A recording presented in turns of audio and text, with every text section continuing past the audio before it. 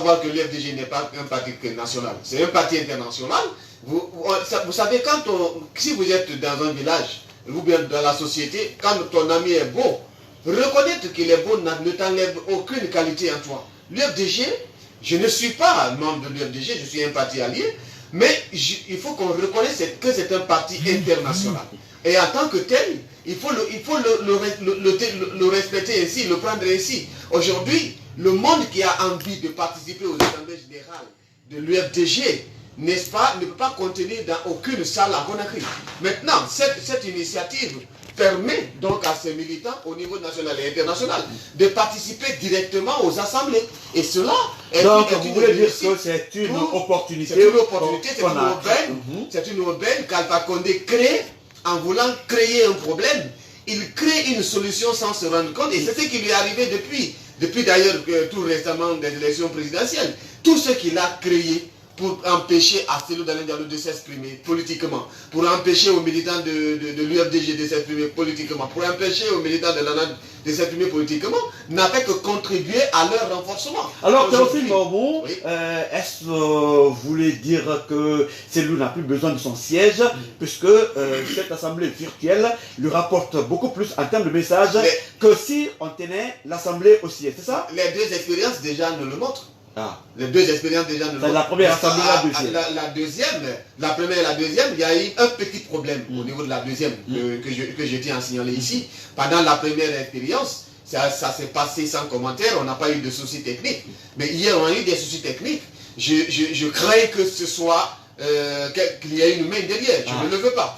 Mais si on laisse aller ainsi, je crois que le pouvoir va devoir encore trouver une autre manière, n'est-ce pas, pour peut-être empêcher encore que cette assemblée ne se tienne comme ça de façon virtuelle. Toujours est-il que surpris que ce ne soit empêché, mais de la façon dont l'envergure que ça a pris, parce que ce que vous devez savoir, il y a des gens qui dans l'ombre voulaient participer à ces assemblées de l'UFDG pour savoir de quoi il y a dedans, mais qui sont de l'autre côté. Qui sont de l'autre côté. Et qui Et ça parce qu'il n'y a aucune raison valable pour fermer le siège d'un parti politique futile, comment dire, le principal parti. Il y a une raison qui est évoquée, le pouvoir aujourd'hui, parce qu'il y a quand même de quoi au niveau du siège. Sauf que, pourquoi d'ailleurs on est aujourd'hui en justice? Vous pensez que c'est pas vrai? Sauf que la raison n'est pas vraiment fondée. On est d'accord. Au temps du général Lansana Conté qui était un militaire, on n'a jamais vu ça. Le PIP n'a jamais fermé ici le siège du RPG, qui était à l'époque le principal parti politique de l'opposition.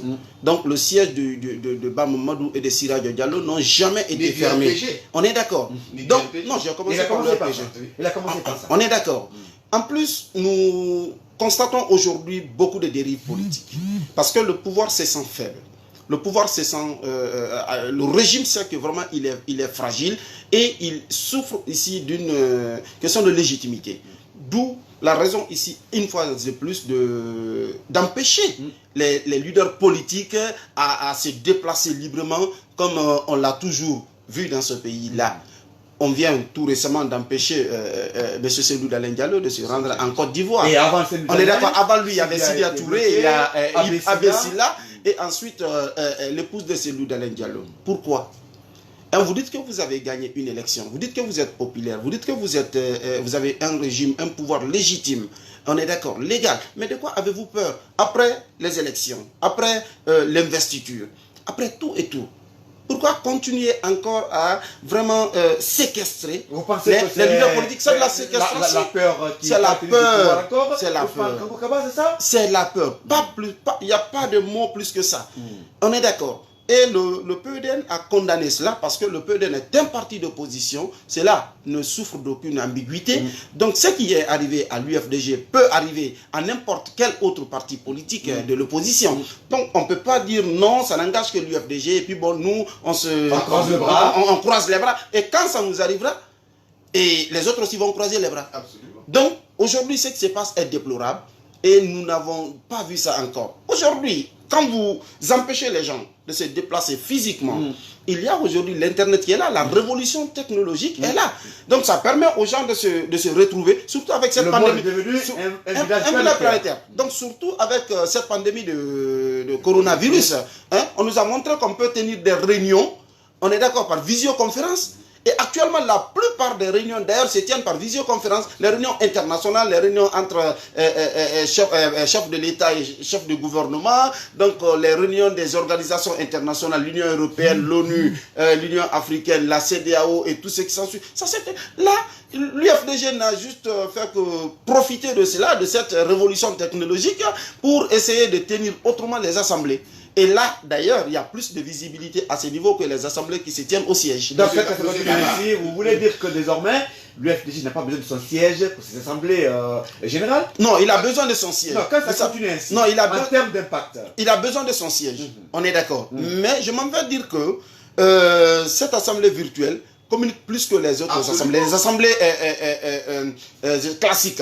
Est-ce que vous comprenez? Mais aussi le leader, être en contact physique avec quelques militants, on est d'accord, les responsables de son parti, être en contact physique avec eux, ça renforce davantage le truc. Vous êtes d'avis avec Théophile que les jours à venir, il se pourrait quand même qu'on trouve des astuces pour pouvoir freiner, en tout cas, ces assemblées virtuelles? Mais bien sûr. Bien sûr. Mais comment vous pouvez penser ainsi il suffit juste de brouiller la connexion. Ça ne sera pas pour lui, c'est pour tous les Guinéens. Non, mais c'est ce que j'ai dit. Mais on sait que, on sait que les assemblées se tiennent les samedis. On connaît l'heure du début et l'heure de la fin de ces assemblées. Non, attendez. Le gouvernement Alpha Condé s'en fout de cela. Regardez. Ce Lincoln. Regardez. L'exemple palpable, c'est quoi? C'est les dernières élections qui viennent de se passer. La présidentielle du 18 octobre. La connexion Internet a été brouillée pendant combien de semaines? Pendant combien de semaines? Mais les gens ont eu des moyens. Non, là-dessus, une précision. Vous êtes en train de dire que quand ils vont essayer de brouiller la connexion, ça va affecter tous les Guinéens. Oui, mais c'est tous les Le Guinéens. gouvernement d'Alpha Condé ne s'est jamais soucié de la conséquence de cette décision à l'endroit de l'UFDG qui serait étendue à tout le peuple de Guinée. Ça peut être une accusation aussi. Je vous donne des exemples pour ne pas que ce soit des accusations. Premièrement, on ne nous a pas justifié jusqu'à présent la fermeture des frontières guinéennes.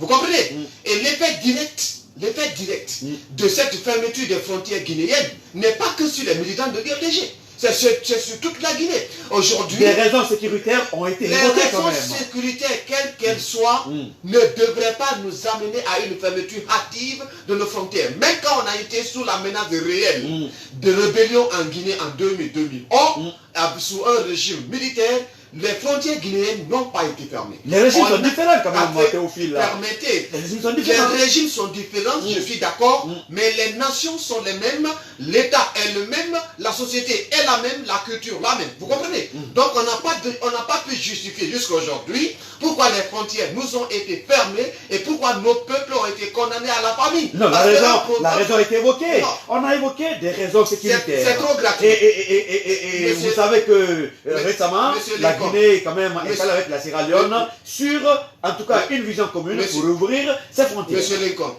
que je vous dise que je fais la diarrhée ne fait pas de moi un diarrhéique. Bon, ça dépend. Une raison a été évoquée. Est-ce qu'elle nous a été prouvée? On ne respecte pas, le gouvernement Alpha Condé ne respecte pas son peuple. Quand on doit dire que pour des raisons sécuritaires, on ferme la frontière, on doit les démontrer. Voilà. Non, mais maintenant, pour quelle raison le siège et les bureaux de l'UFDG sont fermés? Mais pour quelle raison? Qui est déjà juste. Non, pour quelle raison? D'abord, pour quelle raison? Non, ça n'a pas été évoqué. On parle. Mais pourquoi ça n'a pas été évoqué? On ne peut pas se permettre. Dans un état sérieux, quand on ferme des locaux, on est d'accord, d'une organisation, fut-il politique, sociale ou autre. On est d'accord qu'on dise d'abord les raisons pour lesquelles les bureaux, les locaux sont fermés. Mais pour le moment, ça veut dire que vraiment, cela dénote de... Je ne sais pas comment qualifier ça. Est-ce que vous comprenez? Vous savez que le régime d'Alpha Condé est un régime, d'abord, qui est en perte de vitesse. Est-ce que vous comprenez? C'est vous qui le dites. Non, mais attendez, les faits même le prouvent. Les faits de tous les jours le prouvent. Ici, quand ils ont fait une descente sur le président Sidia, vous avez vu ce que ça a donné? Est-ce qu'on a besoin d'un tel truc dans notre pays? Au lendemain de l'élection, c'est Abessila qui a voulu voyager. On l'a empêché de voyager. Pourquoi? Qu'est-ce qu'il a commis comme crime pour qu'on l'empêche de sortir? Aujourd'hui, l'UFDG est un parti légalement constitué. On ferme les locaux de ce parti-là. Les bureaux sont fermés. Le siège est fermé. Mais pourquoi? Pour aucune raison valable. Et les prisonniers politiques sont là. Ils ont été arrêtés. Pourquoi? Les frontières sont fermées. Malheureusement, c'est un régime qui a je n'ai pas la réponse à ces questions. Et malheureusement, en plus, l'invité côté mouvance nous a fait faux bon. Sinon, il serait le mieux placé aujourd'hui pour être en face de vous par rapport à ce débat. Dans un court instant, on va partir avec le menu du jour. FIM FM, base politique, le débat. Nous avons ici en studio deux invités, Théophile Maomo, du Danad, et Ousmane Kankoukaba, de la cellule de communication du PEDN. Comme annoncé à l'entame de cette émission en Conseil des ministres, le président de la République a réaffirmé sa détermination à impulser un nouveau mode de gouvernance durant les 6 prochaines années. Alpha Condé a mis l'occasion à profit pour ordonner au gouvernement de mettre fin au marché de gré à gré et les consultations restreintes en dehors des cas extrêmes pour privilégier le lancement d'appels d'offres ouverts lors de l'adjudication des marchés publics selon la règle d'une saine concurrence. Alors cette fois-ci, je commence par M. Kaba, Ousmane Kankou du PEDN. Êtes-vous surpris de cette annonce du chef de l'État? Non, pas du tout.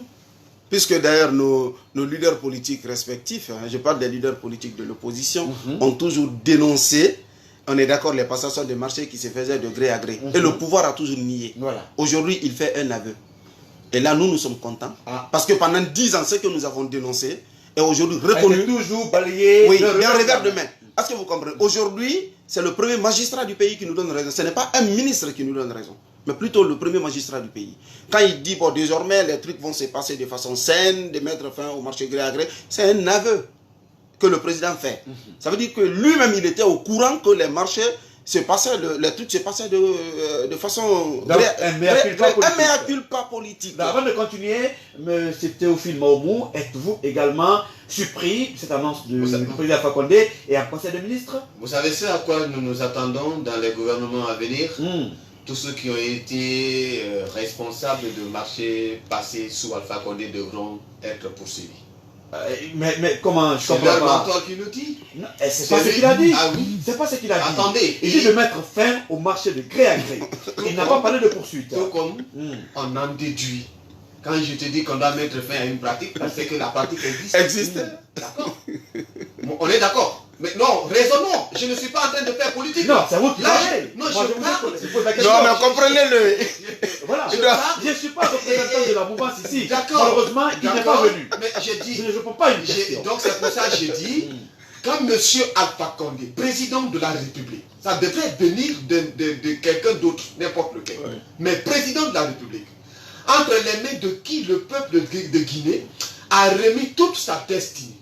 Vous comprenez? Ce monsieur qui a juré sur le Coran, la Bible, la Torah, tout ce que vous pouvez imaginer, sur son honneur d'homme, de servir la Guinée selon les lois, dont les fondamentales de ces lois, ce sont les lois de finances, les lois de marché public.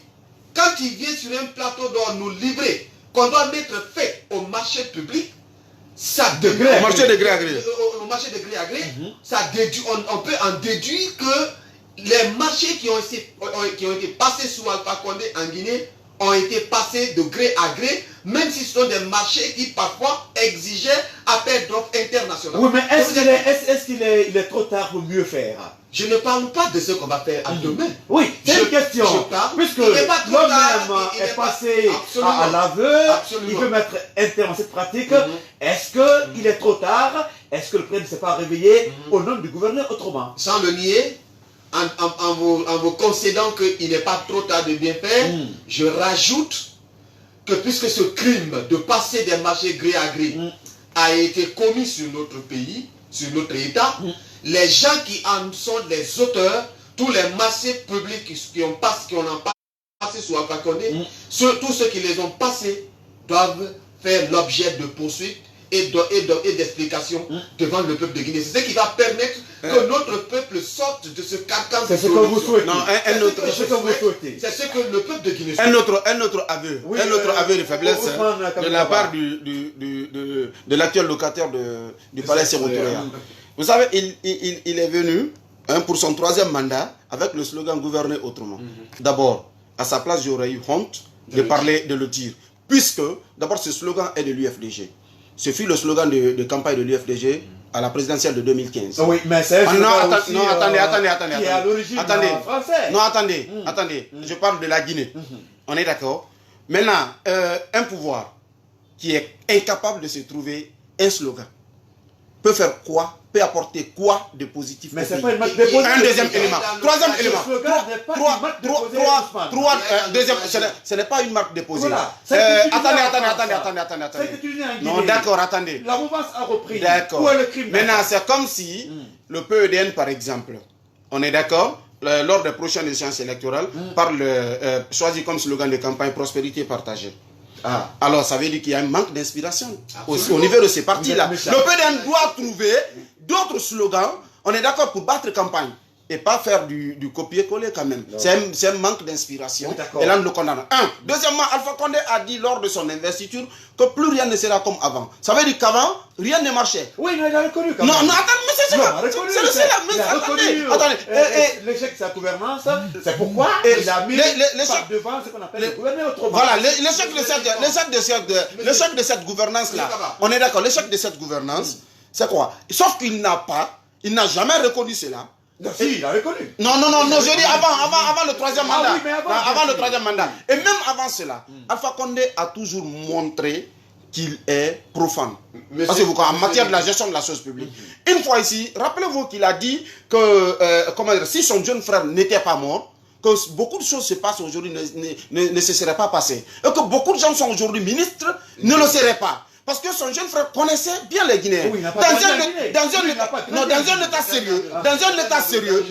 état sérieux, on est d'accord, Alpha Condé devrait être destitué de son poste. On est d'accord, c'est lui qui a le pouvoir de nomination. S'il constate qu'un ministre ne fait pas bien son travail, ou il n'est pas à la hauteur, la moindre des choses qu'il puisse faire, c'est de le démettre de ses fonctions. Mais quand il dit si mon jeune frère était là, beaucoup de ministres aujourd'hui n'allaient pas l'être, ça veut dire que les gens qui ont été nommés comme ministres, les nominations ne sont pas venues de lui. Certes, c'est lui qui a signé les décrets, mais alors c'était les recommandés. L'autre facette de cette déclaration... Je suis vraiment désolé que le représentant tout côté mouvement ne soit pas dans ce studio. S'il était là, il n'allait pas...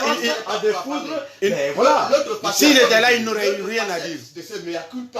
L'autre facette de ce mea culpa, Bolloré, il est condamné ça c'est en France. La France ne doit pas être dissociée. Écoutez, à chaque fois qu'on veut prendre des exemples en Guinée, on prend des exemples de dictature. On prend des exemples de gens qui ont fait 20 ans, 30 ans, 40 ans au pouvoir. Le mauvais modèle. Mais à chaque fois qu'on veut avoir des références, on dit ce n'est pas la Guinée. On ne peut pas gérer la France comme la Guinée. Écoutez, mais nous sommes sortis, nous sommes sur quelle planète pour que ce qui peut marcher dans d'autres sociétés humaines ne puisse pas être appliqué chez nous. Je dis, si Bolloré a été condamné dans des affaires qui se sont passées en Guinée, il ne l'a pas fait seul. Il a des acolytes, ces acolytes doivent être poursuivis en premier Alpha Condé. C'est pourquoi je vous ai dit. Qu'est-ce qui le prouve? Non, ce n'est pas moi qui apporte la preuve. Est-ce que c'est Alpha Condé qui a passé le marché?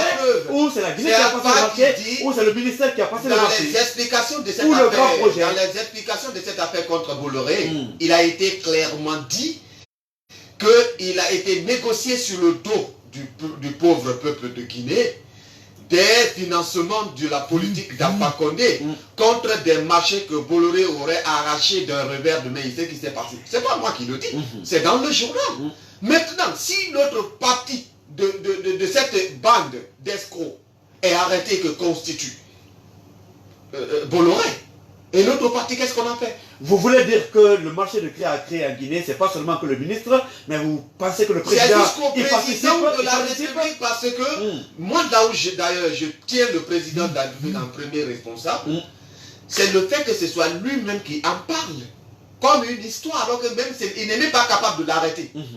Parce que ça a été institutionnalisé. La passation de marché gré à gré chez nous, la corruption, les combines, la fourberie a été institutionnalisée chez nous comme modèle de gouvernance. Aujourd'hui, ce n'est pas une simple déclaration du président de la République qui va l'arrêter. Oui, mais ce qu'il devrait même faire, au-delà d'une simple déclaration, Alpha devrait dire, par exemple, mettre en place un système d'audit pour voir maintenant quels sont les marchés qui ont été passés de gré à gré et qui sont les auteurs et faire des arrestations, maintenant intenter des actions en justice. Voilà, on va partir avec la promotion, la pub, et juste derrière, on se retrouve.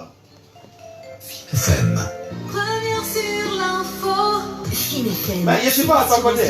Hein? Je suis pas à sa côté, moi. Oui, mais la vérité, elle est là. On va accompagner toi pour le La vérité, elle est là. Oh, Elle est là.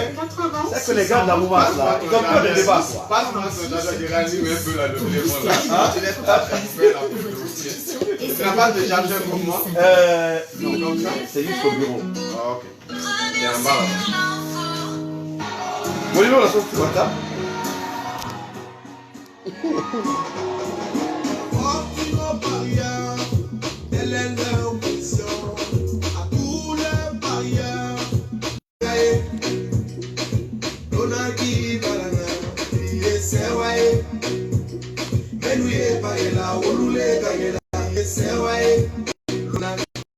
Théophile Maomo de l'ANAD et Ousmane Kankou Kaba du PEDN. Très malheureusement, je rappelle que l'invité côté mouvance, finalement, nous a fait faux bond, ce qui donne pratiquement le boulevard, ce qui ouvre le boulevard quand même à nos deux amis qui sont ici dans ce studio. On parle en tout cas de cette sortie du président en conseil des ministres qui a dit au gouvernement de mettre désormais un terme au marché de gré à gré afin qu'on ait le fait au nom du gouverner autrement, en tout cas pour les 6 prochaines années en Guinée. Ma question maintenant est de savoir si le président a eu en tout cas cette bonne volonté, comment peut-il mettre fin à cette pratique en dépit de critiquer. Vous pouvez aussi proposer quand même des solutions pour que le pays avance. Ousmane Kankou Kaba. La première des choses, d'abord, il faut arrêter ceux qui ont eu des marchés de gré à gré. Les arrêter? Oui, bien sûr. Il faut d'abord, comment dire, mettre en place des audits pour voir d'abord quels sont les marchés qui ont été obtenus de gré à gré. On est d'accord. Et maintenant, voir en matière juridiquement qu'est-ce que la loi prévoit pour un tel cas et exécuter la loi dans ce domaine-là. C'est aussi simple que ça. C'est comme si vous volez dans l'administration. Maintenant, votre successeur qui est là, et il vient, il dit, bon d'accord, les gens ont volé, maintenant on va tourner la page. Et il y a d'autres qui ont tué, on tourne la page. Ceux qui ont tué ne seront pas inquiétés, ceux qui ont volé ne seront pas inquiétés, ceux qui ont détourné les deniers publics ne le seront pas non plus. Alors, on dit seulement, bon d'accord, évoluons, et puis ça va, sur une nouvelle base.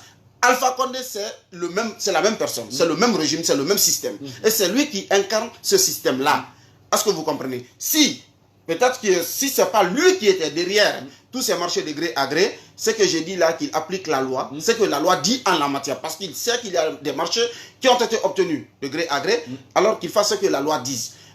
Deuxièmement, à partir de là, il dira que, comment dirais-je, prochainement, rien ne sera plus comme avant. Et les autres cadres qui sont autour de lui, différents de lui, sauront aussi que si ils passent d'autres marchés de gré à gré, ils auront des ennuis judiciaires. Il faut sanctionner. Il faut sanctionner. Les simples déclarations ne suffisent pas. On est d'accord. Sinon, ça encourage plutôt d'autres personnes à faire autant. Alors Théophile, est-ce que vous partagez le point de vue de Ousmane Kankou Kaba? Je suis à 100% d'accord avec M. Kaba. Parce que vous savez, moi je connais 3 instruments de gouvernance. 3 simplement. Le premier, c'est la loi. Le deuxième, c'est la loi. Le troisième, c'est la loi. Tout autour de la loi. Vous savez, assis sur la fraude. Et la fraude continue dans la corruption. Quand on a fraudé des élections présidentielles et qu'on a eu le pouvoir dans les arrangements... On a plus des élections quand même. Les institutions de ce pays ont reconnu Alpha Condé président et c'est terminé. Le principe d'accord, mais le principe est constitué de lois qui en font les éléments sur lesquels il faut s'appuyer. J'ai dit et je répète, moi je parle d'un raisonnement que lorsque vous avez eu quelque chose dans une manière donnée, vous ne pouvez pas la gérer autrement que dans cette manière. Ce qu'il dit, je vous l'assure, nous avons les solutions à lui proposer, mais il n'a pas le courage de les appliquer. M. Kaba vous le disait tout à l'heure, les marchés qui ont déjà été passés, vous savez, pour contrôler un marché, c'est très simple. C'est que le droit des marchés publics nous dit. Dès que le délai d'un marché, le délai d'exécution est passé, c'est qu'il y a un problème. Et si vous voulez détecter pourquoi le délai d'exécution a passé, vous allez trouver qu'à un niveau donné, le matériel qu'il fallait avoir pour avoir un tel marché n'a pas été en place avant d'avoir le marché. Ça va vous faire remonter à celui qui a eu le marché, qui peut-être a bricolé sur les moyens et vous a trompé la facette avant d'avoir le marché. Ça va remonter à une erreur dans la passation du marché qu'il a obtenu. Ça va remonter à celui-là qui lui a même passé le marché. Alpha Condé ne peut pas le faire. S'il le met en place, ça va l'éclabousser. Ça va éclabousser son pouvoir. Donc, les effets d'annonce, on en a assez. Il n'a pas besoin de nous pour proposition de solution. Alpha Condé a des cadres dans ce pays-là qui sont plus compétents que nous deux. Ah oui, mais l'opposition peut proposer quand même. L'opposition voilà. a des cadres. Le pouvoir a les moyens de débloquer, de débaucher des cadres, même à l'international, pour résoudre les problèmes. Donc, ce n'est pas un problème de manque de cadres ou de manque de solutions à Alpha Condé, mais le problème, il réside dans le principe dans lequel on a pris le pouvoir. Voilà. La fraude. Et tant que c'est la fraude, c'est la corruption, c'est les combines, c'est mon fils, c'est un bon sang-lait, ça ne peut pas développer un pays. Théophile Maumou de l'ANAD. Dans un court instant, on partira avec le deuxième thème de cette émission Base Politique. Fine FM. Base Politique, le débat.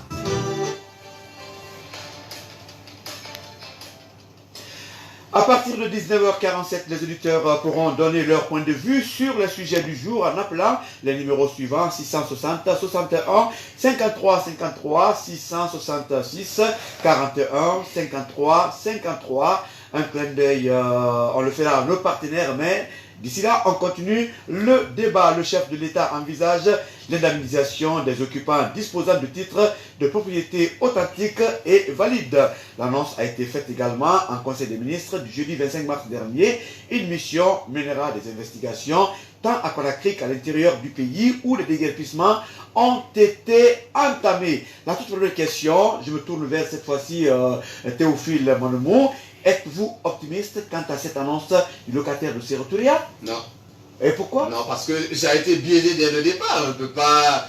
D'abord, ça, cette fois-ci, ça ne sera pas, si on veut le faire vraiment, pour que moi je sois convaincu, on ne devait pas parler d'indemnisation. Pourquoi? On doit parler d'indemnisation, de dédommagement, de réparation.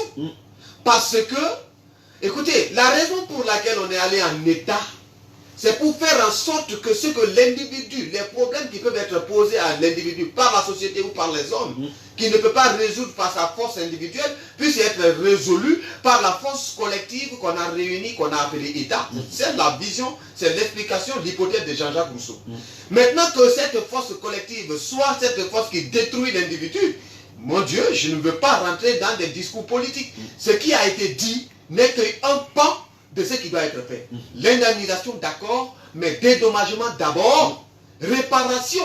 Parce qu'un citoyen qui se lève un matin, qui se trouve avec une équipe devant lui, en train de cocher une maison, qu'il a mis toute sa vie à construire, qu'on le lui détruise, en lui atteignant le moral, en le tuant dans son être.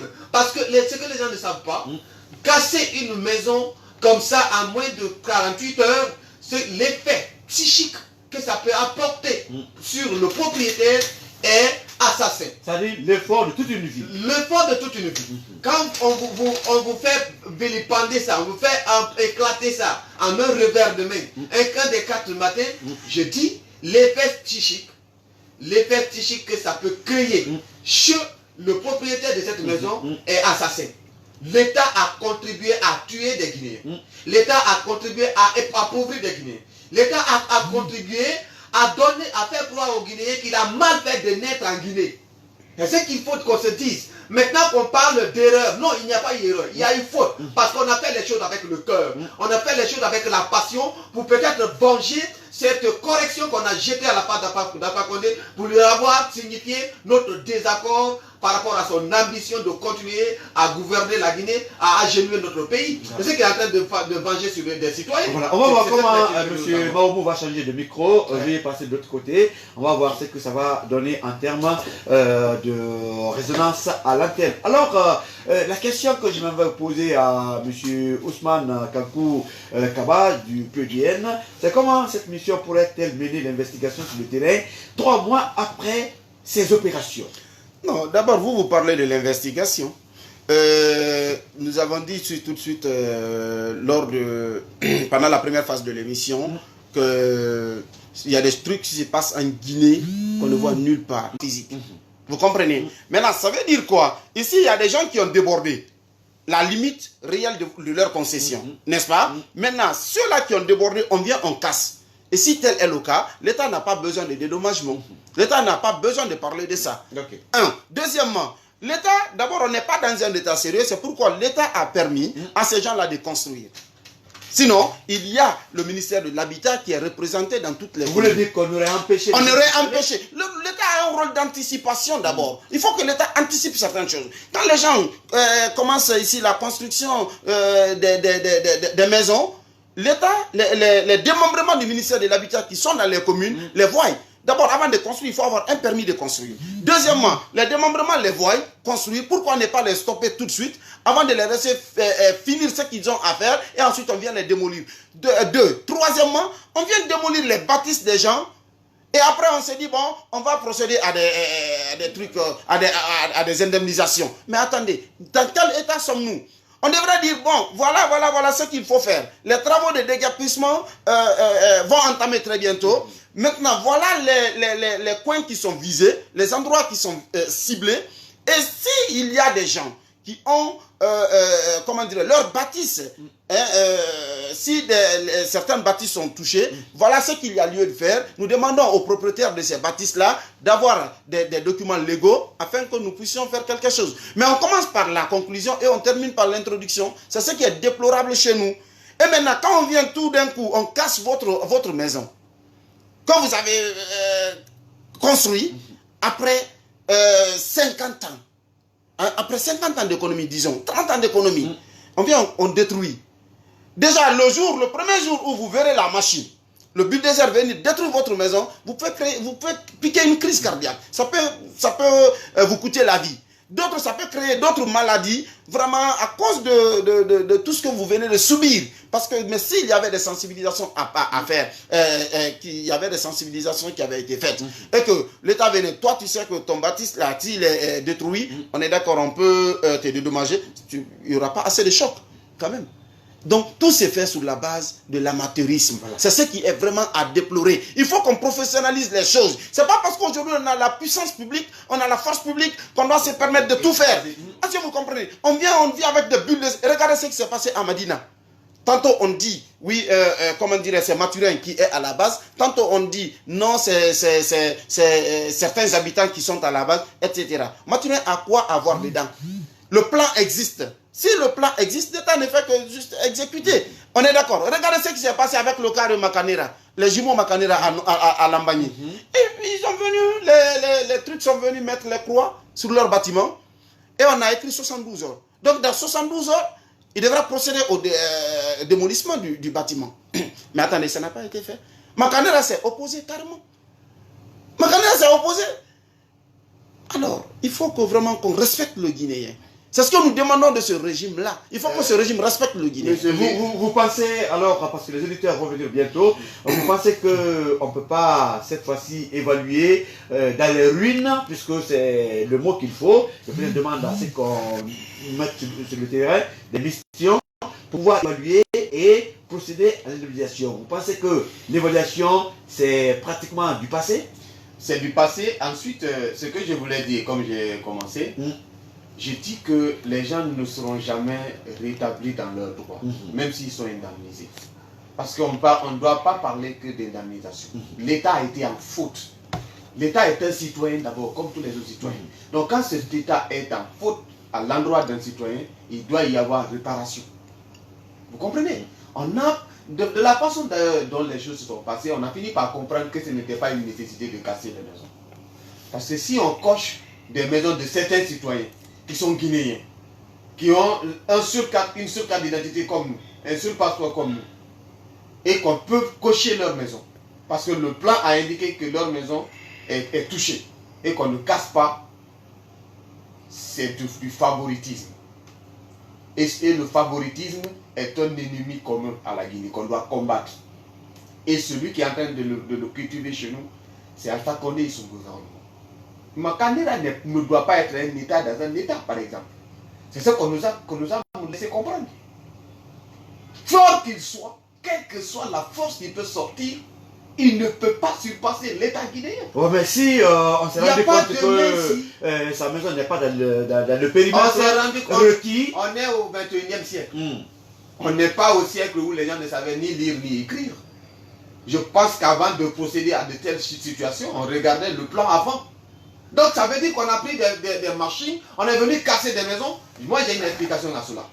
L'explication que j'ai à cela, des cas actuels, c'est que quand on est sorti des élections communales, quand on est sorti des élections législatives d'abord, ensuite des élections communales, et que Alpha Condé s'est rendu compte que Kapourou n'a pas voté pour lui, on a pris des bulldozers, on est allé casser Kapourou. On a cassé Kapourou Rai, c'est vous qui le dites, on hein. a chassé, c'est la lecture que j'ai faite, je suis libre de penser. D'accord. J'ai ce droit garanti par la Constitution. La précision est bonne. Vous comprenez? Je fais la déduction qu'on n'a pas cassé Kapourou Rai parce qu'il y avait un besoin urgent de récupérer l'endroit. Parce que de toutes les façons, ceux qui ont installé ces gens-là, c'était des agents d'État.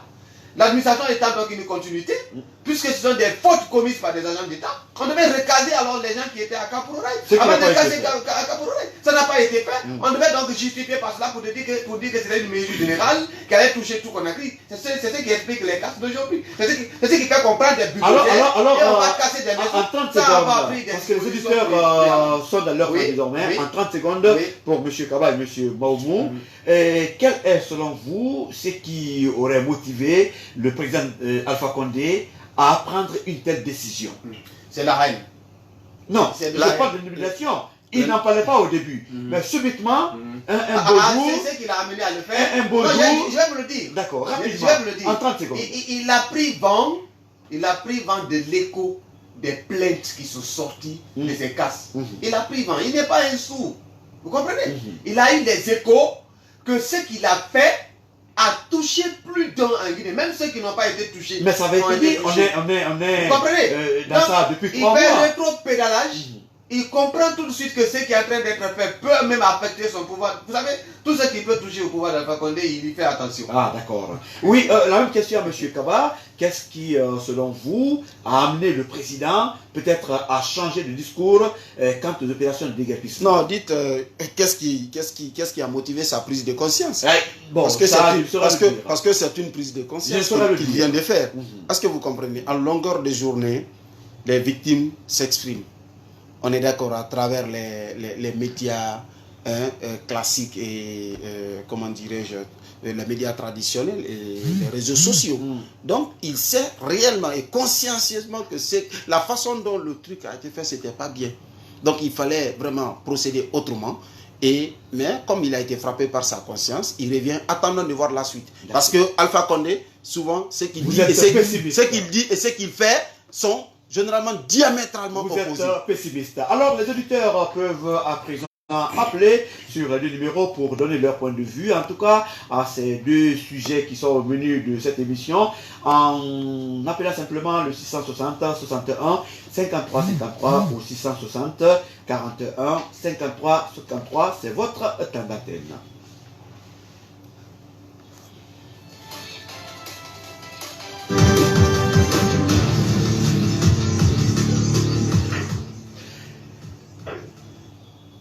Le tout premier auditeur en ligne, bienvenue. Alors oui, bonjour. Bon, bienvenue, votre nom, vous nous appelez d'où? C'est Tierno Timbo depuis Bambétou. Nous vous écoutons, Tierno Timbo.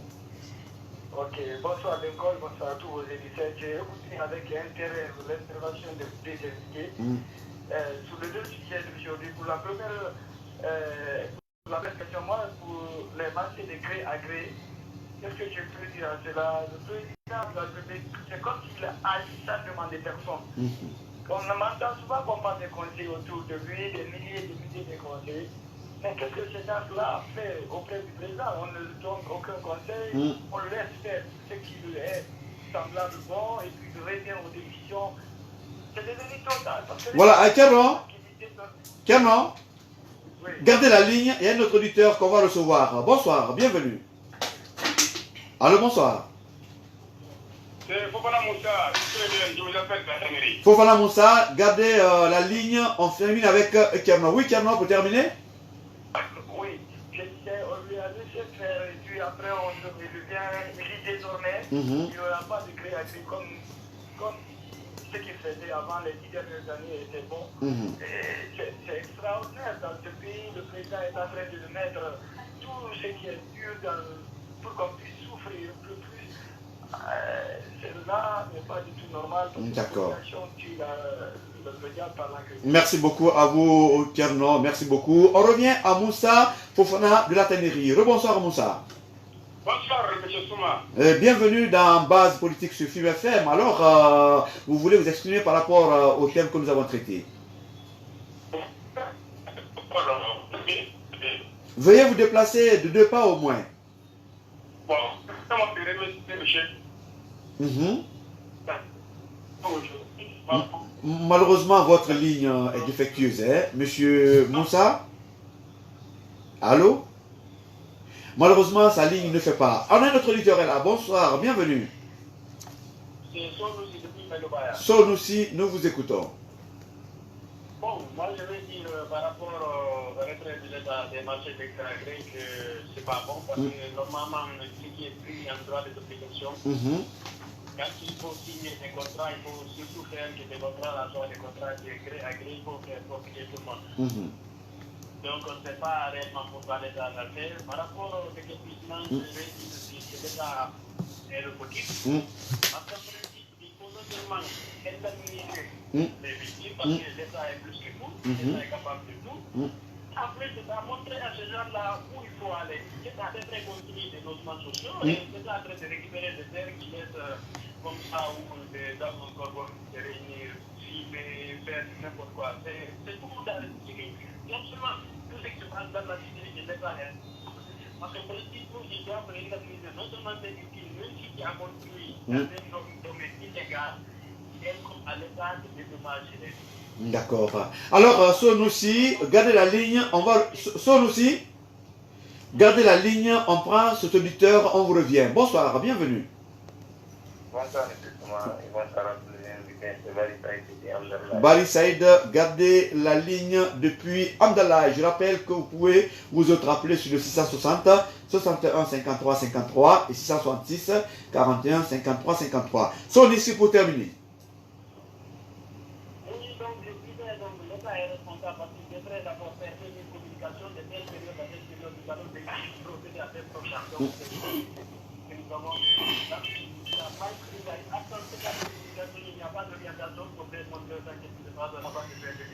D'accord. Merci d'être passé sur nous aussi. Bari Saïd? Oui, M. Souma, comment allez-vous? Ça va, merci, nous vous écoutons. D'accord, moi j'ai une question pour M. Théophile Maoumou. Allez-y rapidement.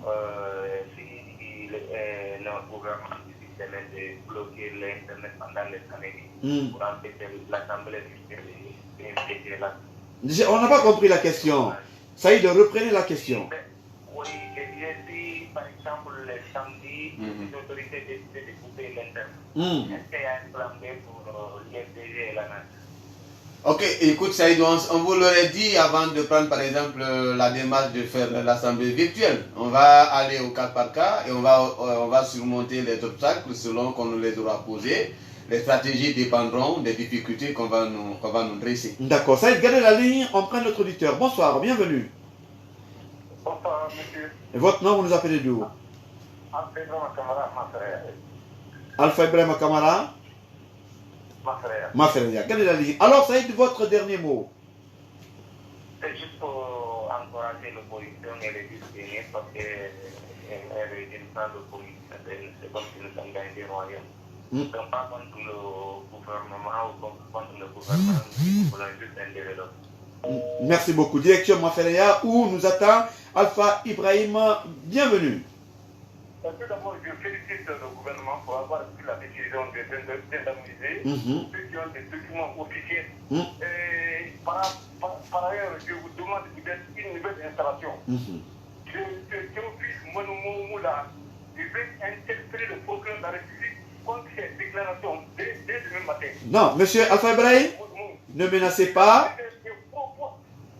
Non, non, non, c'est pas votre rôle, vous réagissez par rapport au terme. Nous sommes dans un état de droit, il y a ce qu'on appelle le respect de la liberté d'opinion. Ce qu'il a dit, il n'a pas transgressé les lois, il a dit ce qu'il pense. Un autre auditeur là, monsieur Alpha Ibrahim est là? Malheureusement, il est parti. Un dernier auditeur, bonsoir, bienvenue. Voilà, on ne menace pas à l'antenne, hein, on a la liberté d'expression en toute légalité. Vous ne pouvez pas quand même interdire aux citoyens d'exprimer leur peut-être opinion. Malheureusement, nous sommes... il y a un auditeur, vous nous dites bonsoir, bienvenue.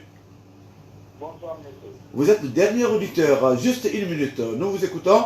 Votre nom, vous nous appelez d'où? Silla? Monsieur Yula, nous vous écoutons. En fait, je voulais intervenir sur l'impact de la communication de M. Kaba et de M. Mahmoud. Nous vous écoutons. Je voulais dire que ça a vraiment un impact ici par rapport au Allez-y, veuillez vous déplacer juste de 2 pas parce qu'on a un problème de retour avec vous. Monsieur Yula? Bon, malheureusement, ça ne fait pas. Fini base politique, nous sommes pris par le temps, puisque je vous rappelle que juste après moi, vous aurez une autre équipe déjà prête qui va s'installer. Suleiman Silla, Marie-Thérèse Benamou, je vais la saluer après. Voilà. Merci beaucoup à vous, M. Théophile Monomou, pour le déplacement. Et merci à vous également, M. Kaba. C'est à moi de vous remercier. Merci à vous, chers auditeurs. Prochain rendez-vous au cours de cette émission, ça sera dimanche à partir de 20h.